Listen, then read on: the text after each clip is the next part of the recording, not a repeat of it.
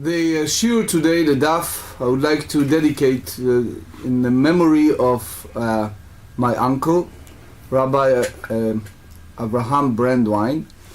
My uncle passed away day before yesterday, a very young man, in a way only 67 years old. He was a great scholar, a rabbi, a Hasidic rabbi, wonderful husband, father, grandfather, and great-grandfather, but also a wonderful friend to many.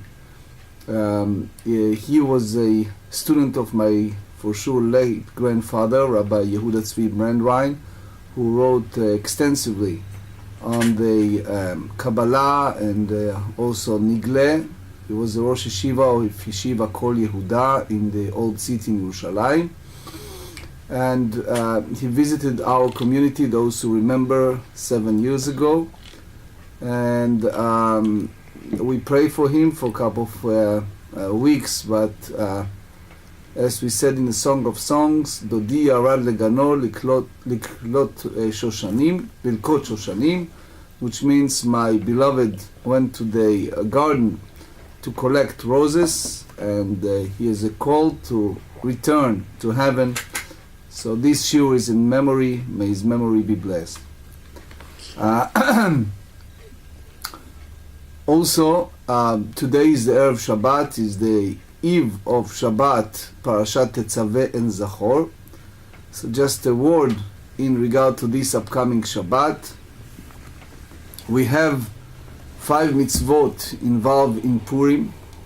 One of them is to hear the Torah reading, not only mitzvah from Torah to hear Zachor, but also to hear the reading of Vayavo Amalek on Purim. We have the obligation to hear the Megillah, both on tomorrow night and Sunday morning.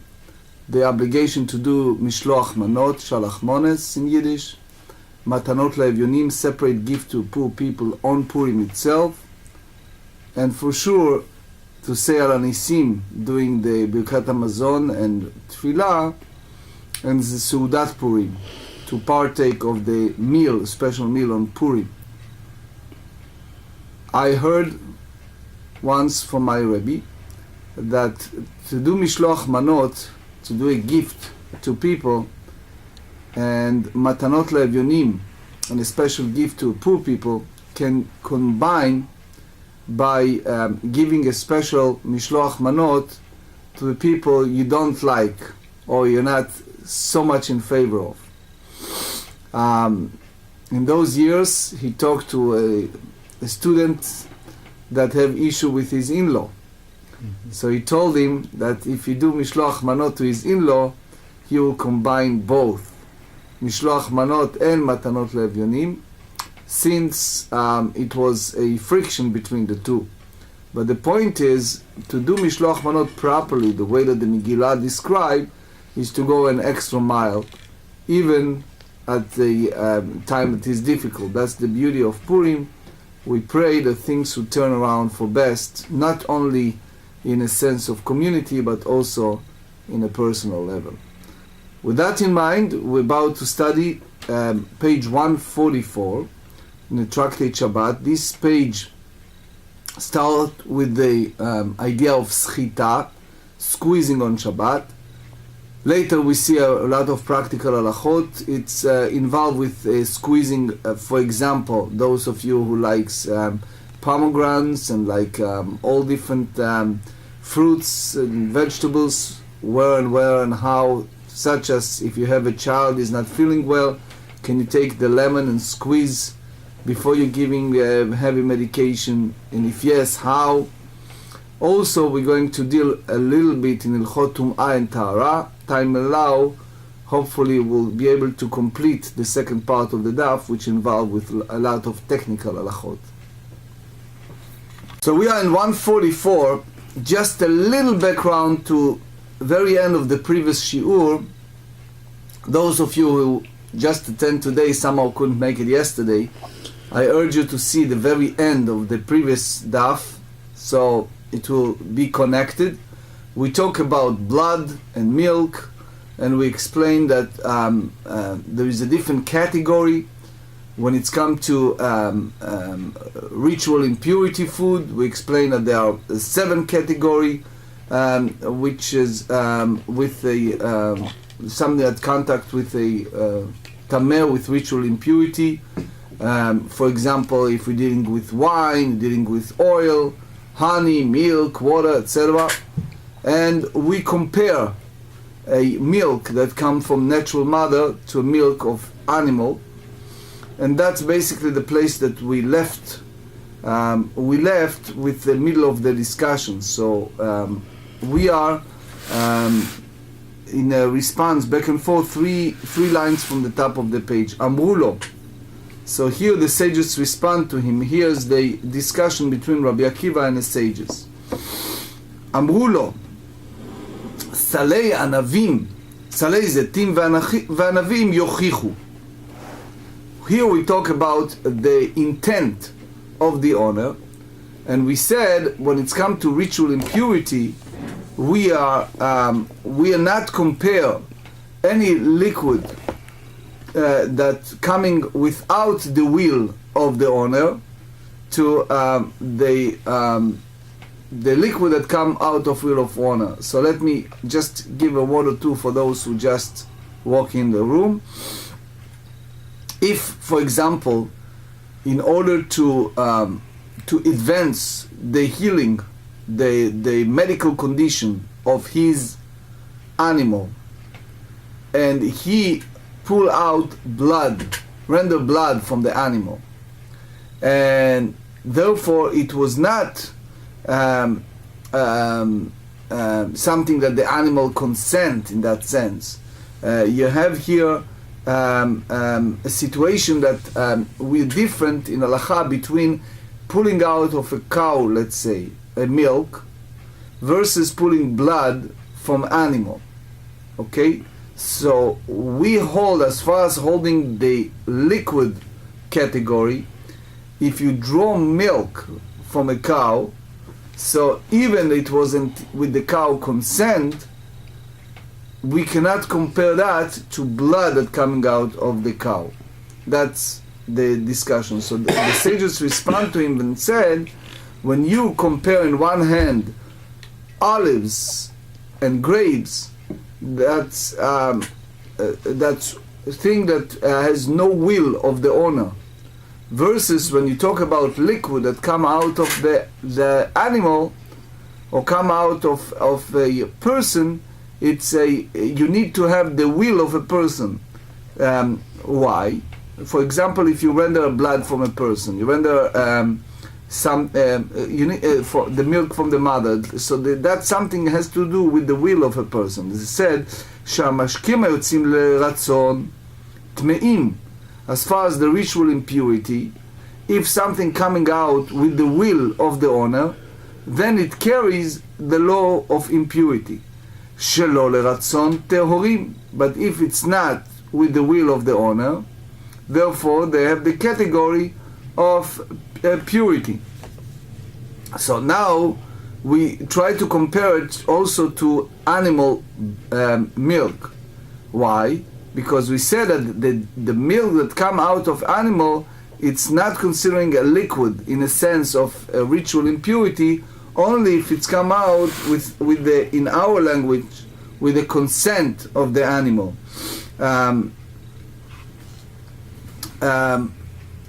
There are some say that at the middle of this conversation between Rabbi Akiva and the sages, stop here. In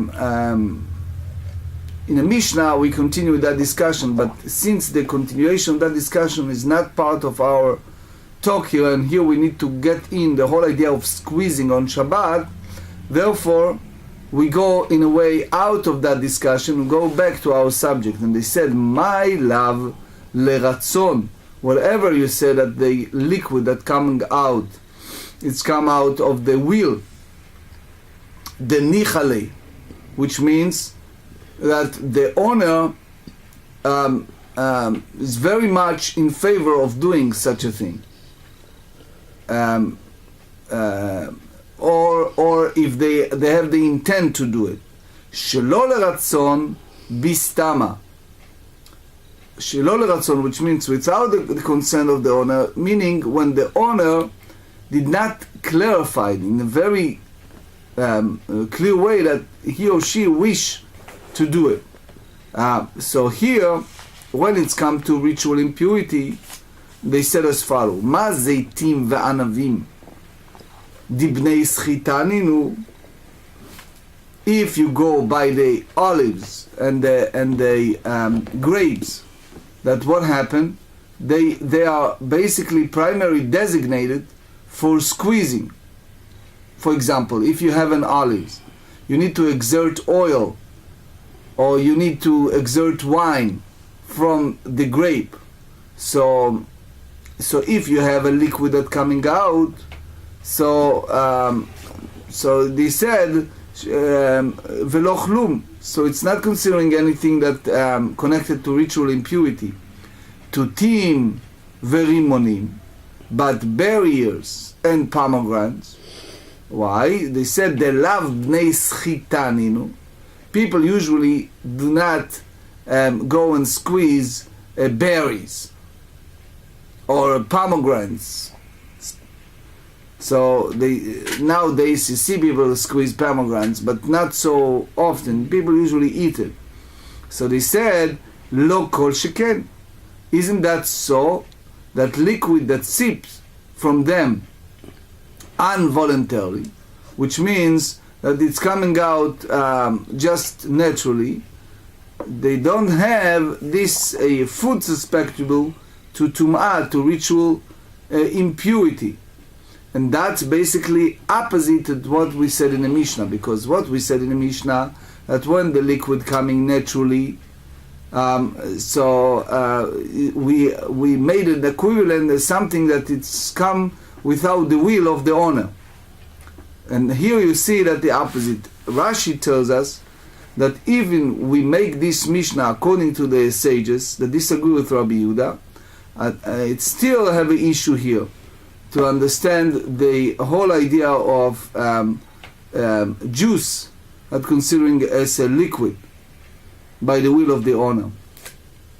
So they said lo leratzon. No, the term voluntarily is referring even to a situation when one prefers in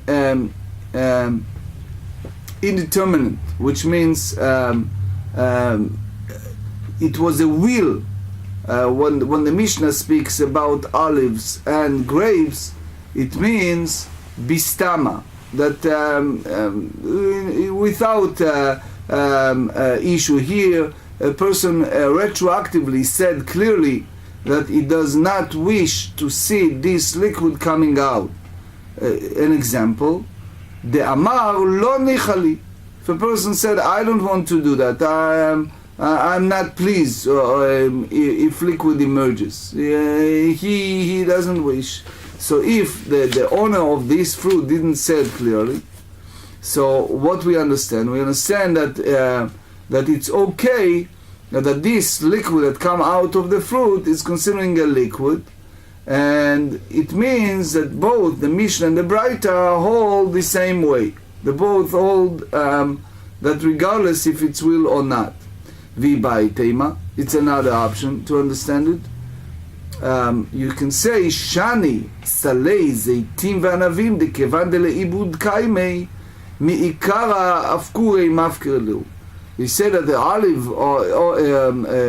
olives and grapes are different because you have this liquid that leaks out of them. So the owner hold it as a hefker, which means that it's considering that as a ownerless and renounce it from outset, and therefore you do not considering it lo leratzon, because ratzon meaning that the owner said clearly that that's his wishes. But what we derive from that is if the owner collected berries and pomegranates without a special intent, it's the same as they said clearly that it's noach lahem, that they wish to have this liquid coming out. Ashkechan Rabbi Yehuda. the source of the word of Shmuel in this Braida followed Rabbi Yehuda, the model Rabbanan bezeitim ve'anavim, that he agreed with the rabbis in regard to olives and grapes, that liquids that they sip from them on its own on Shabbat, both if it happened with a wish, with a person wish or not, it's prohibited during Shabbat.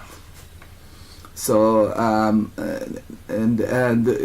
you said in a way, soon you see that if you have a situation like that, even nowadays, so the big question is, can you use it or not? Soon you see the practical halachot. But anyway, he said, this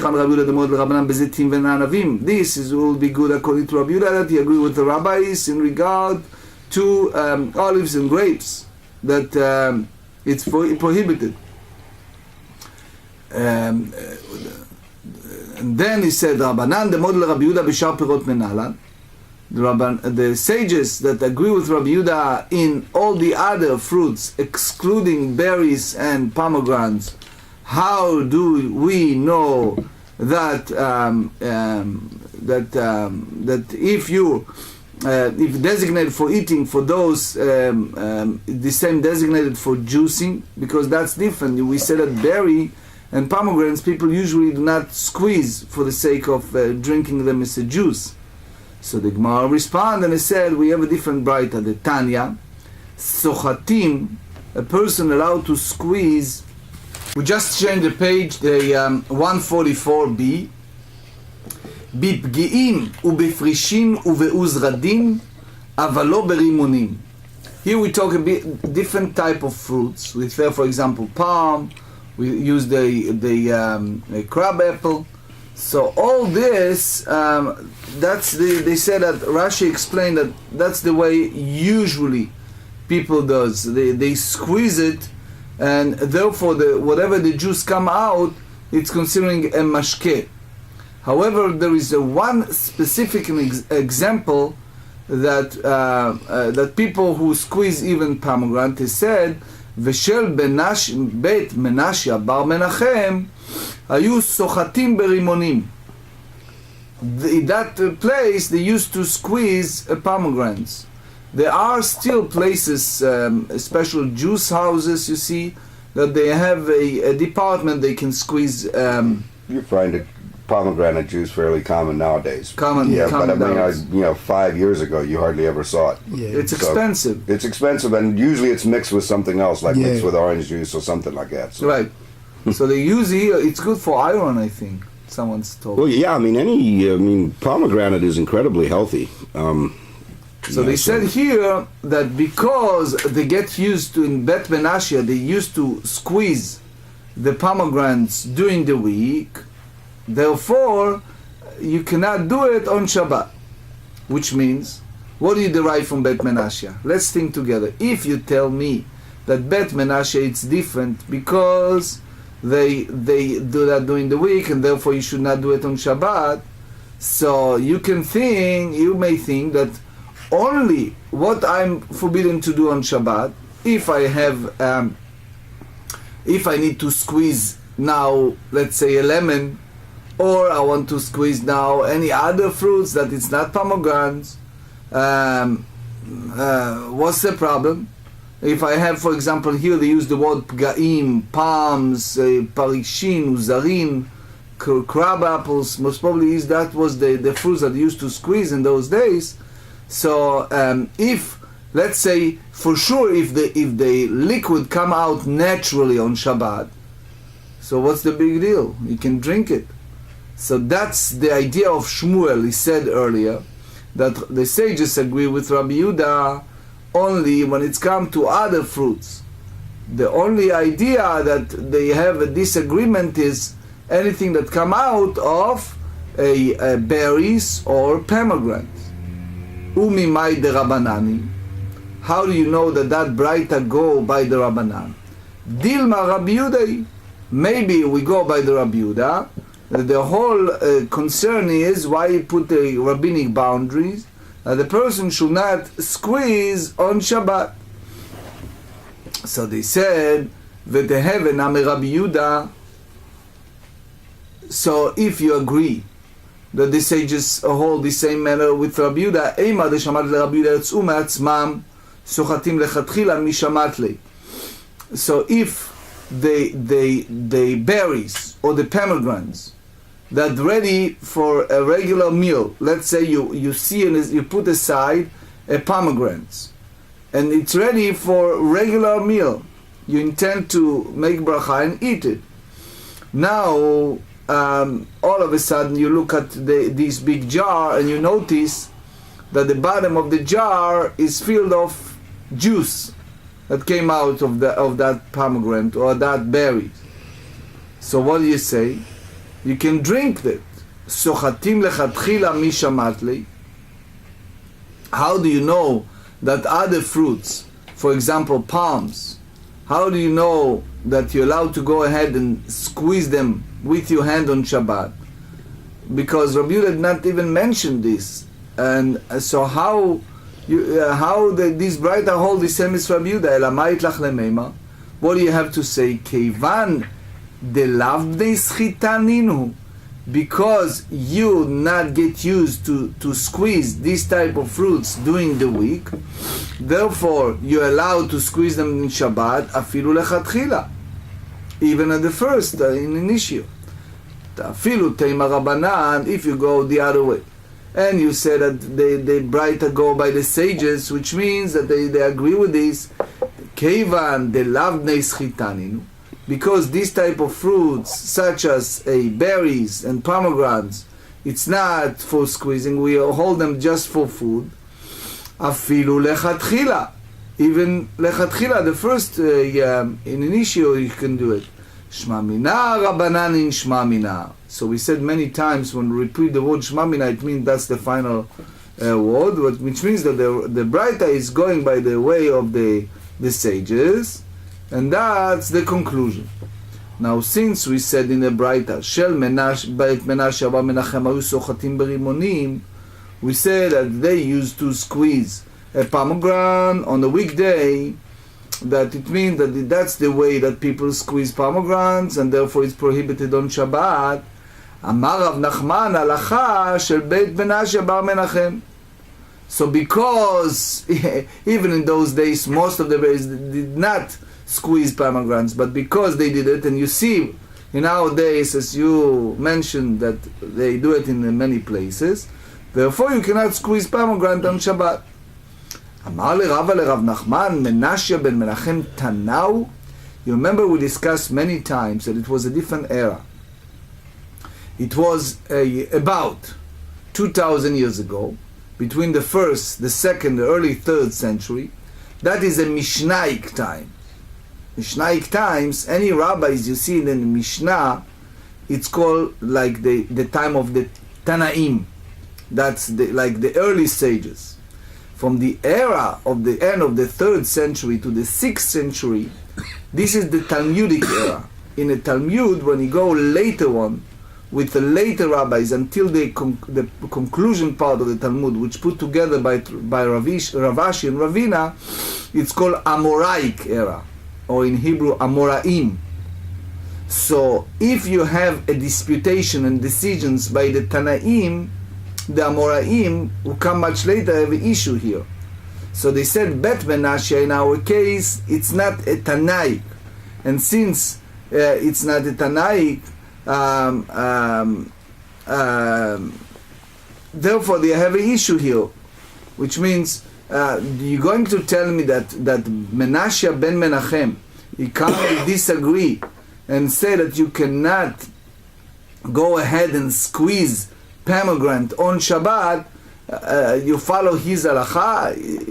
You just know that in his place, what do? They squeeze pomegranates during the week. And whatever we mentioned, it was not to show that he is against other opinion. What he said, what we said on that is just the way that they used to do it in that place, that they used to do what? They used to squeeze pomegranate during the week. So they answered and they said, Amar li v'chitei ma'alacha ki haitana וסבר לה כשל מנשה בן מנחם, that if we go by the Tana that we mentioned early in the Braita, that you cannot squeeze pomegranate on Shabbat, because he holds that that's the way they do it in the Menashe ben Menachem. So you are wrong. Why you are wrong? So he explained, this is a family that they used to do it, and people know that's the way they do it. They squeeze pomegranates during the week. But he said that's not the proof, because he said Shel Menashe ben Menachem, he says Mishum de Savar ke Menashe ben Menachem alacha kmoto, because he hold that's the same as Menashe ben Menachem. It means that you go by halacha. Menashe ben Menachem have ruba de alma. It's not most of the people in the world. It's just it's not the majority. It's just a family that used to do it. So you cannot make the idea of squeezing pomegranates as a rule, because this is an individual family. That's what they do during the week, and you cannot derive from that the prohibition of squeezing pomegranates on Shabbat. So the GEMARA responded and said no, ain, which means yes, in case of this kind, halacha is even according to individual. How do you know? Ditnan, there is a Mishna in Tractate Kil'ayim, chapter 5. Hamkayem kotzim bakeren. They say that if one who maintains a throne in a vineyard, which means someone allow a throne to grow within his vineyard. Like a thorn bush, I guess. Thorn bush. Yeah. So Rabbi Lazar ben Shamua Omer Kadesh, which means that this throne has the same as the other vineyard in regard to law of mixture. As you know that law of mixture is a certain rules applied to certain time. So he said these thrones carry the same rules, because when you're planting it, it's part of planting. It's the Torah said in Deuteronomy 22, and I quote, "Lo tizra karmecha kil'ayim." You shall not put in your vineyard a mixture. Pen tikdash hamelea zera asher tizra utvuat hakeren. Which means that anything, any seed that come out in that vineyard, it's become a sanctity, which means you are forbidden to derive benefits, a joy from that mixture, both the plant and the vineyard. So it means not only if the owner planted something of a mixture of two different ones, but even if he allowed to have a throne there, it's also part of the prohibition. וחכמים אומרים, אינו מקדש אלא דבר שכמוהו מקיימים. The sages say something that looks like makes sense, which is the only thing that hold the law of sanctity. It's only if something that people have in their field. You're planting a seed of two different types. You mixture, that's each seed people planted in their field. So therefore, since most of the people not allowed to have thorn in their field, if you own any farm and you see thorn, you get rid of them, right? So therefore, this is not something that forbids that part of the entire vineyard. Ve'amar Rabbi Chanina. So Rabbi Chanina responded to this Mishnah and said, Maitama de Rabbi El-Azar. What's the reason that Rabbi El-Azar, that the throne is also part of that? Sheken be'Arabia, because in the Arab country, Mekaimim kotzei sadot ligmaleihem. People who owns camel, they have a throne on the field to feed their camel with this. So which means excuse me, that throne is treated as a bona fide crop, and therefore, since thrones are maintained in one place, So we consider it to be significant everywhere. So now we'll think together how we juxtapose that to our previous discussion. What we said in the previous discussion, that we said in the Bet Menashia, what happened there, they have a pomegranates. And we ask a question, how do you compare Bet Menashia to everyone else? It's individual that squeeze pomegranates during the week. But here we juxtapose, and we said that the same way as the issue of juicing pomegranates in the Bet Menashe we try to learn to everyone else, the same way here when you have a throne in a vineyard, since there are some people, like we mentioned in Arabs countries, that they use it for the camels, they'll feed it, so you compare it to everything else, which means, according to Rabbi Lazar, even they have a tradition in one place, such as Arabia, the whole throne, any else in the world, is considering a plant. So here too, with Menashe ben Menachem, even his household is only individual. So we hold that this pomegranate is something that people squeeze, and therefore you are forbid the pomegranates for use any place in Shabbat. So the Gemara asks, Midei Irya? De Arabia Atra? Hachabatla Da'ato etzel kol adam? How do you compare and the Arab place, the custom that they practice in those Arab countries with feeding camels with a throne to everybody else? Here is the individual with his opinion, so it's irrelevant by the opinion of everybody else. So Ela Hainu Tama Ked Rav Chizda, the reason Rav Nachman hold that you not squeeze the pomegranates on Shabbat is according to the Rav Chizda, the Amar Rav Chizda, Tradin is like a beets, it's some type of selek. Sheschatan unetanan bamikveh, that he puts the beets, the beets is a very strong red color. So if he put it in the mikveh, poslim et hamikveh beshinui mar'eh. As we said, that part of the mikveh is the way that it looks. Has to look like a water. You put yourself in the water. So the mikveh, in order to make it kosher, you have to have 40 se'ah of water, that it's not she'uvim, that it's not coming out by let's say if it's like a snow, or if you have a very strong hail, that's not make a mikveh kosher. But if you have mikveh that you see the beats, you see the colors, that's make the mikveh non-kosher.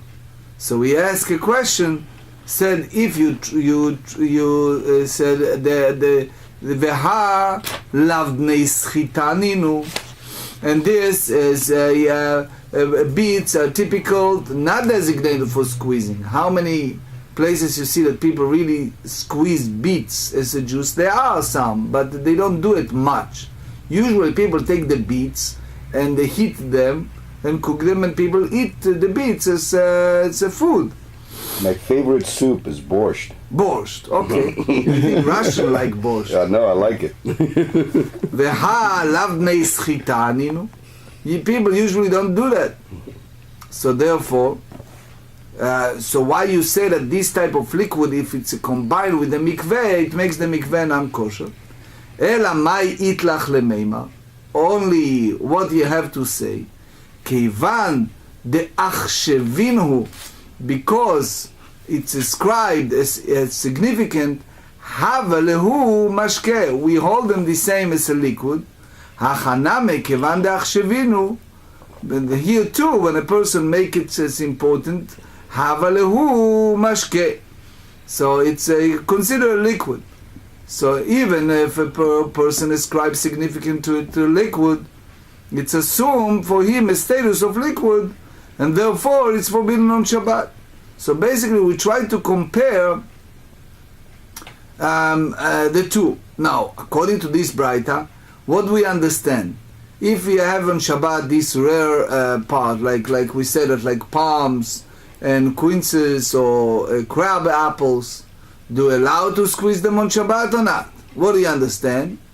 According to that Braita, yes. No, one Braita said yes. Well, one said yes. One said yes. So now we need to clarify it. So Rav Papa said that the reason Rav Chizda ruled that beet juice is invalidate for mikveh, the reason for that is because mishum dehave davar she'en osim menu mikveh lechatchila. How do you make lechatchila in an issue of the mikveh? You make it with water. So the only maim, water, and some derivative from water, for example, if you have a pile of snow, and you take that pile of snow and you make it later as a mikveh, that's okay, but a beets water, something that you squeeze as a juice, cannot be kosher לכתחילה for mikveh. וכל דבר שאין עושים ממנו מקווה לכתחילה פוסל את המקווה בשינוי מראה. That's important to know that anything with which one may not make a ritual bath לכתחילה, anything other than water, snow or ice, so that's invalidated the mikveh because it changed the appearance. So if it does not have a regular status of liquid, but still it's not, it cannot be in mikveh. Nanatam, we learned in the mikveh or chapter 7, נפל לתוכו, that's famous Mishna, נפל לתוכו יין או חומץ ומוחל ושינה מרב פסול. If you have wine or vinegar or olive discharge, liquid that come out of olive, and fell into a mikveh and changed its appearance, so the ritual bath, the mikveh, it's invalid. So man tana the mochel mashkeu. So who is the one who tana that all that olive discharge is considered a liquid? Rabbi Yaakov, the Tanya. Rabbi Yaakov said in בתוספת chapter 10. Rabbi Yaakov אומר mochal hareu kemashke. Rabbi Yaakov said that the discharge like a liquid, it's if you have an olive, it's the same as liquid. So he said in regard to impurity, מה איתם אמרו מוחל היוצא בתחילה טהור. So why that the sages said that olive discharge that emerges in outset, which means before you start the whole process of pressing the olives for the oils, it's basically ritually pure. It's because לפי שאינו רוצה בקיומו, because the owner did not wish to have the olive discharge. He doesn't want to have this mochal, and therefore it's not considering as a liquid. Rabbi Shimon said the olive discharge mochal eno kemashke. It's a olive discharge is not considering like a liquid. ומה טעם אמרו מוחל היוצא מעיכול בית אבד טמא? So why the sages said that olive sap that emerges from the bale of the olive press, it's ritually impure? They said לפי שאי אפשר בלא צחצוחי שמן, because you cannot, it's impossible that contain drop of oil that come from the olives, which means that, but the mochal itself is not considering a liquid. Mai benayu, which mochal, Rabbi Yaakov and Rabbi Shimon disagree, because they both said that lechatchila mochal is not considering a liquid in regard to ritual impurity. Ika benayu, it has to be the difference between them, that the atei batar itzatzta, that something that come in extensive pressing. So Rabbi Yaakov hold that it's a liquid. That and Rabbi Shimon said that it's not liquid and it doesn't have the food susceptible for ritual impurity. Rav Amar משום דהווה דבר שאין עושים ממנו מקווה פוסל את המקווה בשינוי מראה. He said because it's something that people don't make a mikveh lechatchila, so therefore it's invalidate the mikveh if it causes the change of the appearance. It's obvious. Can you imagine? I mean, it's hard, but imagine that you see something that it looks like a bath of blood, right? And it's basically a beet, Yeah, Can beets you use and duck in for ritual impurity? the color is very pervasive with beets. You just put a little bit of juice in there, and it really changes the color of everything. I mean, Yes, it's really, yes. very red. So I wish to have more time. Tosfot here explain a few things, but let's continue. Now, since we talk about a squeezing on Shabbat, so now they're bringing another point when it regard to squeezing grape on Shabbat. Imagine that you have a situation that you want to have a, let's say, a wine, grape juice, whatever, for the kiddush, and you see grapes, and now you want to squeeze them in order to drink it for right away for kiddush. אמר רב יהודה אמר שמואל, סוחט אדם אשכול של ענבים לתוך הגדרה, אבל לא לתוך הקערה. So here you have a pot, and the pot, a person have the idea of combining this juice with a food in order to make this as a food. In other words, that's part of the completion of the meal. So, do you have any idea what type of melacha involved here? Anyone have idea? we're talking about squeezing. I mean, it's separating the juice from the rest of So the... what's the melacha here we're talking about? well, Melacha is called dash. Dash, right, yeah. Dash is like threshing. Threshing is separating the grain from the kernel. Now, what did they try to tell us? They try to tell us, in order for something to be considered as a melechet dash, you need to do something of threshing that it was originally in a dash. Such as, let's say if you have a chita, a barley or something, and you need to pull out the part you don't want to use, and you want lefarek hagarin, you want to take out the seed from its barley. That's considering dash, a threshing. The question is, here Rav Yehuda, a name of Shmuel, asked, if a person have a cluster of grape on Shabbat, and he wants to put it on a pot of food, so he said that that's not considered squeezing a liquid, but adding one food to another. Okay, so he said, but he shouldn't do it into an empty bowl. Obviously, now we're getting close to a practical halachot. If you need to have, let's say, a lemon, for example, you want to drink a lemon. There are some people who drink lemon every day. You want to drink a lemon, you want to add it to a salad. Right. So you can take some sugar, and you put the lemon, you squeeze it on that sugar, small tiny amount of sugar. But basically it's the same as here. When you squeeze the grape, not the empty bowl, but toward the cooking. So you could squeeze it directly onto the salad. Yeah. And then put a little olive oil and there are two conditions. Condition number one is that it's on the food. Condition number two, it's for the sake of eating right away. So let me ask a question, even though it's not dash, but like, for example, grinding pepper, which is a problem on Shabbat. Okay, Reb Shlomo Zalman Auerbach, in his student's book, Rabbi Neuwirth, Shmirat Shabbat Kilchata, deal with that. Basically, there are several conditions in order to make something like that. In general, we said no. But if you grind it directly onto the food, directly on the food, there are some opinion of leniency. I'll explain to you what's the fear the rabbis have with these type of things. Fear number one is you do something that people misinterpret it. People who are not religious, for example. Like in my house, you see all the time people who not observe and come for different meals. They learn things, even without talking. They see things in a house and they learn things. And there's several issues involved with that, because then they can go out and do things that it's absolutely forbidden. So there are several sensitive issues. Like hitniyot on Pesach. Yeah, for example, so, yes, Rabbi Yochanan ben Nuri. Okay, that's a good example. So they said here, Amar Rav Chizda, Midivrei Rabbeinu nilmad. What we learn from our teacher Shmuel, we learn, Cholev Adam ez letoch hagdera, aval lo letoch hakehara.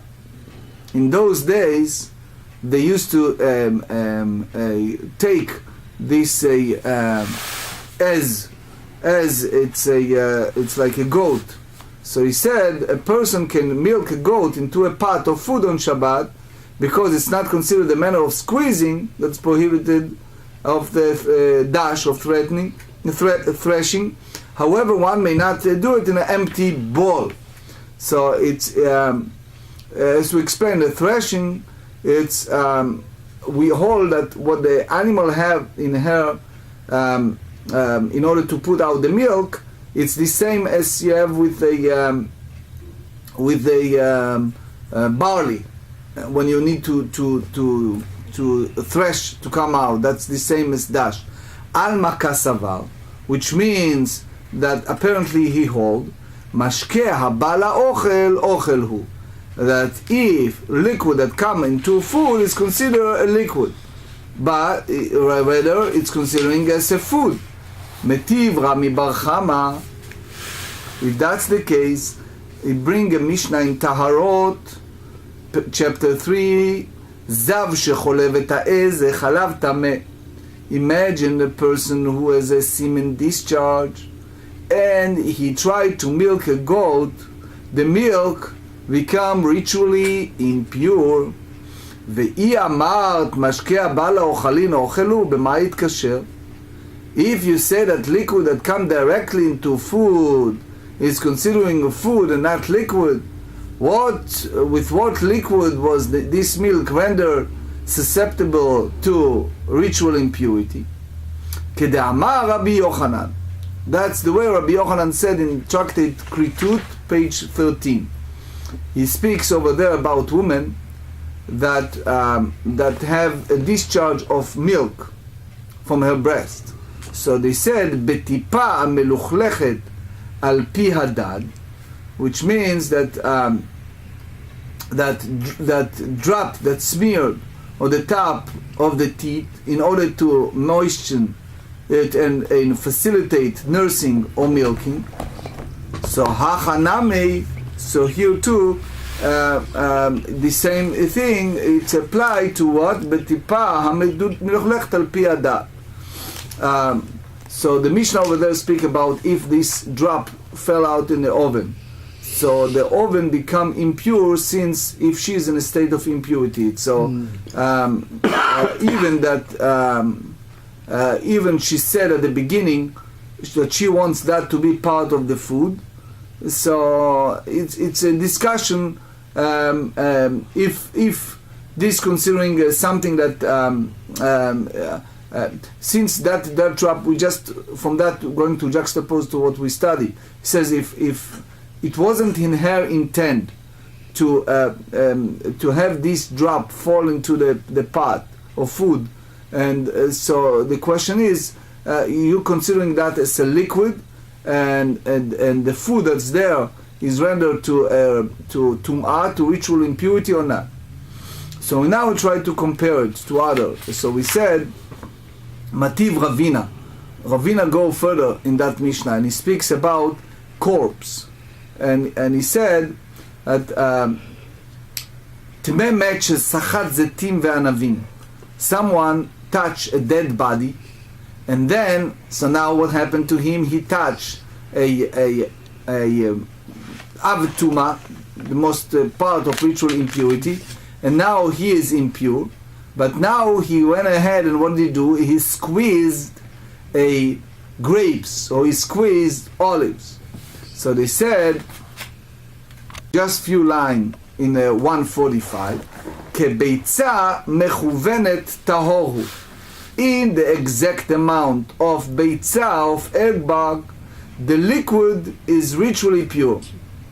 Now, you think, but he was zav, and he touched the food. But if it's that small side, it's not considering something that become a ritual impurity. So, but the minutes that this first drop of the liquid coming out, and if it's less than beitza, the egg bag of food remain, it's not considering in food. So now we try to compare it. Hayoter mika beitza, but if it was more than the egg bag, then tameh, the liquid is impure, ritually impure. Now we just said earlier, if you say that the liquid that come out into food is considered food, so what is how you say that this is susceptible to ritual impurity? So they said, it has to be that he squeezed into an empty bowl. So the food, the juice, is considering a liquid. Now the GEMARA said that this machloket is based on a Tanaic machloket. They said Amar Rabbi Yirmiyahu ketanai. This is in Tractate Masor, this first chapter. Amachlik ba'anavim lo uchshar, Rabbi Yehuda omer uchshar. They said one who smooth a bread before baking it is squeezing grape. So one who said that it's not rendered susceptible to ritual impurity, and Rabbi Yehuda said it is. So my love back on miflegei marsavar mashka bal ochel ochelu marsavar lav ochelu. One said that one sage hold that liquid that come into food is food, and one said not. Amar Rav Papa, the kule alma, that everyone agrees mashka bal ochel lav ochelu, that liquid that come into food is not considering food. Ve'acha mashka bal ibud kam miflegei. Here we talk about the liquid that render a bread is susceptible to ritual impurity. The machloket, that what mar savar mashke or mar savar la mashke. One said that it's considering a liquid and one not. This is the disputation between the Tanaim. The Tanya, we learn in the Braita. המפצע בזיתים בידיים מסואבות הוכשר, לסופתם במלח לא הוכשר.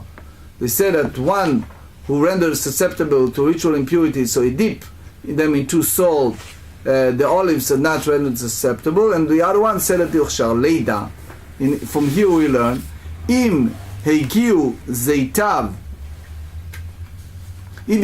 למסוק, אם לאו לא הוכשר, ורבי יהודה אומר מוכשר. If that his olive have reached the state of ripened, so they are fit of a harvest, or not, or otherwise it's not susceptible to ritual impurity.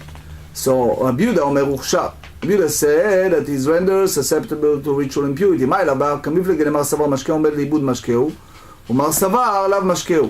That one sage said that that any liquid that come to waste, this liquid rendered as a food susceptible to ritual impurity, and the other one said no. אמר רב הונא בן רב יהושע, הנתנאי במשקהו לאיבוד פליגי, והנך תנאי במשקהו מלצחצחו כמפליגי. That this מחלוקת תנאים disagree with liquid standard to waste. One side that liquid is standard not to be used to shine it, and one said that it is. אמר רבי זרע אמר רב חייא ברש"י אמר רב סוחר אדם. Here he said that a person can go and squeeze אשכול של ענבים לתוך הגדרה, a cluster of grape into the food or the pot, אבל לא לתוך הקערה, but not to empty bowl. That's exactly what we said earlier. ודג לצידו אפילו לתוך הקערה, but if it's a fish for its brine, it's permitted even into a bowl. So here you see a very clear way of halacha. Okay, so first practical halachot. I would like to start with Rambam, Hilchot Shabbat chapter 8, Shulchan Aruch Orach Chaim 505, חולב אדם עז לתוך הגדרה. It is prohibited to milk an animal into an empty bowl on Shabbat and on a festival. However, on a festival it is permitted to milk an animal designated for eating, provided the milk goes directly into a bowl of food to improve the food. Remember, that's key point. Or into a bowl with breadcrumbs that it will absorb the milk. However, one may not milk all one's animal into a bowl with just one piece of bread in it. Nowadays, the Rambam said, several way, and also Mishna said that they considering the discomfort animals experience when they are not milked, and therefore they allow milking into utensil containing just one piece of bread. That's part of making the animals more comfortable. Since we talk about animals, so we say that kotzim b'kerem. We compare this to a throne in a vineyard. It said if plants that are not generally cultivated grow on their own in a vineyard, and most people in that area do not sustain those plants, they do not constitute a forbidden food crop in a vineyard. And this is so even if the owner of the vineyard wants to use them to feed his animals and the like. That's the opinion of the rabbis in the Shulchan Aruch Yoredea 296. We talk also about the mikveh, and we said that, just give you the abbreviation of mikveh, we said that anything with which one may not make a ritual bath, lechatchila, a mikveh, invalidates the mikveh, and liquids that invalidate the ritual bath, like wine and vinegar and vinegar and the olive discharge that fall into the ritual bath that alter its appearance to invalidate. We said also the olive discharge is like a liquid. And now we talk about more practical in a sense of situation like a person want to squeeze a cluster of grapes into pot of food. So that's Shulchan Aruch Orach Chaim 320. סוחט אדם אשכול של ענבים לתוך הגדרה. It is permitted to squeeze juice from grapes into a pot of food on Shabbat in order to improve the flavor of the food, as liquid that is squeezing the fruit from fruit directly into food is considered a food. However, it is prohibited to squeeze grapes into a bowl without food or into a vessel that contain only liquids. So that's a very important hanacha, and it's basically the Rambam Hilchot Shabbat chapter 8 and the Meiri explain it as well. Now, we also discuss a little bit the halachot of the hechalav tameh zav shecholeb et ha'ez. If a person has a discharge, so now in our days we hold that it's different, but in general we should know that the milk is ritually impure from the very first drop. That's the Rambam Hilchot Tumat Ohalim chapter 9. The last halacha I would like to share with you today, it's the idea of kvashim sheschatan. It is permitted to squeeze pickled vegetables or boiled vegetables into an empty bowl if one's intention is to improve the taste of the vegetables and not to utilize their liquid. If one is squeezing them in order to utilize the liquid, it is permitted to squeeze the vegetables into a pot of food.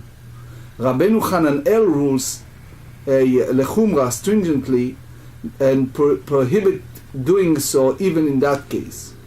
All the commentaries agree that it's prohibited to squeeze the vegetables for the liquid into an empty bowl, and this ruling is based on the share opinion of Shmuel Rabbi Yochanan.